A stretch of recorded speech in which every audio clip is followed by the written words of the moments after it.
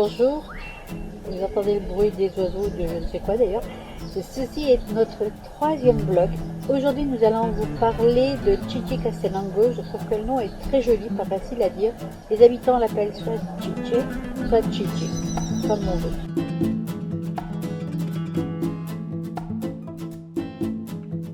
La route pour venir de Panarachel a été bien, sans problème particulier.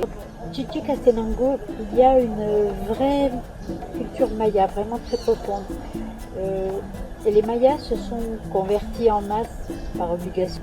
Il est beaucoup moins dommageable pour eux de se convertir en apparence et de simplement changer les noms des dieux mayas en dieux chrétiens. Comme ça, ils pouvaient continuer à pratiquer leur culte. Les cultes mayas sont souvent pratiqués sur les perrons des églises, sur les marges, et une des églises les plus célèbres où il y a des cérémonies mayas tous les jours, c'est celle de Chichicastenango, Santo Tomás, qui jouxte le marché. Il est interdit de prendre des photos ou des vidéos à l'intérieur de l'église, les personnes qui prient, etc. Mais à l'extérieur, ça ne pose pas de soucis. On ne peut pas rentrer par la porte principale, parce que sinon ce serait manquer de respect aux esprits mayas. Il faut rentrer par une porte latérale. Le marché du jeudi est un petit marché comparé à celui du dimanche. Nous avons assisté à celui du jeudi. Moi, j'ai trouvé immense. On s'y est perdu. Normalement, j'arrive à retrouver à peu près les directions, mais là, je ne sais plus du tout où j'en étais. Il y a des stands pour tous les sens. Il est très facile de se faire alpaguer, que ce soit en italien, en français, en russe, en chinois. On a l'impression que les vendeurs pratiquent toutes les langues. Tout se vend, même les têtes de poulet, les pattes de poulet. Il y a des camelots qui ne parlent que maya et qui sont peut-être plus forts que les camelots que je connais en France. C'est vraiment très particulier l'ambiance qu'il y a. Les personnes sont très agréables, il y a de quoi manger. Nous avons visité ensuite le cimetière qui, comme vous pouvez le voir, est très coloré. Seule la date de décès est marquée sur les tombes, jamais la date de naissance. Et il y a aussi des cérémonies pour les morts, mayas.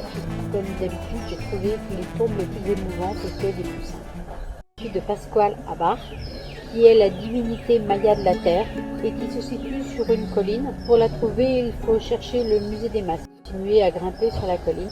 Avant que je vous parle réellement de Pascual Abar, en bas de la colline, à mi-chemin, a été créé un faux hôtel pour les cérémonies mayas pour les touristes. Donc nous sommes arrivés alors qu'un groupe assistait à une cérémonie maya organisée. Et bien que je me dise que ce soit une cérémonie pour les touristes, la personne qui officiait était vraiment très intéressante et j'ai trouvé ça vraiment quasi émouvant. Voilà.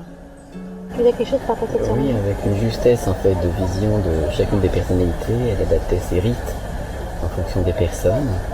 Et on avait vraiment l'impression d'une intelligence et d'une ouverture en fait à la présence de chacun des fidèles ou des gens qui assistaient.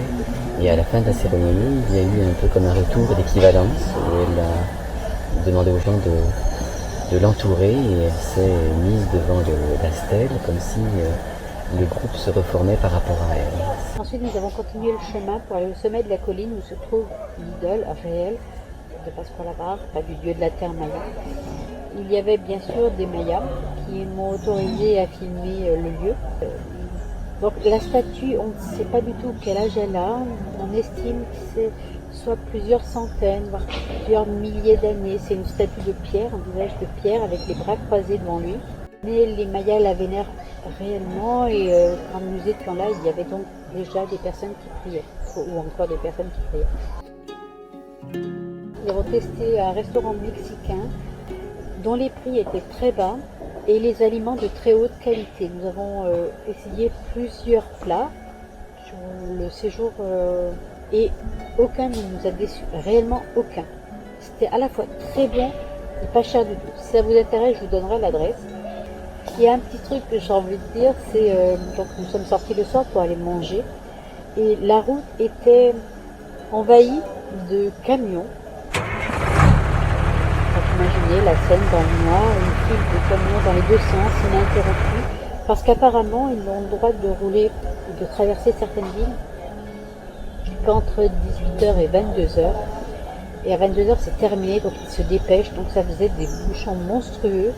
Et comme en plus leurs fumées sont bien noires, je pense qu'au niveau de la pollution, c'était pas mal. Sinon, ce que j'aurais envie de dire, c'est que pour l'instant, parmi les gens qu'on a rencontrés, les Guatémaltèques sont très agréables, très souriants, même si leurs conditions de vie sont loin d'être faciles. Ils plaisantent beaucoup, ils rient beaucoup, ils râlent très très peu. Sinon pour Chichicastenango c'est terminé. Après nous nous rendons à Semuchampe, un lieu qui est très connu des touristes, qui est très apprécié. Certains disent que c'est le plus beau lieu du Guatemala. Donc la prochaine fois nous vous en parlerons, nous vous donnerons bien sûr des images, nous verrons si c'est vrai, selon notre regard, si ça vaut la peine de s'y arrêter, etc. etc.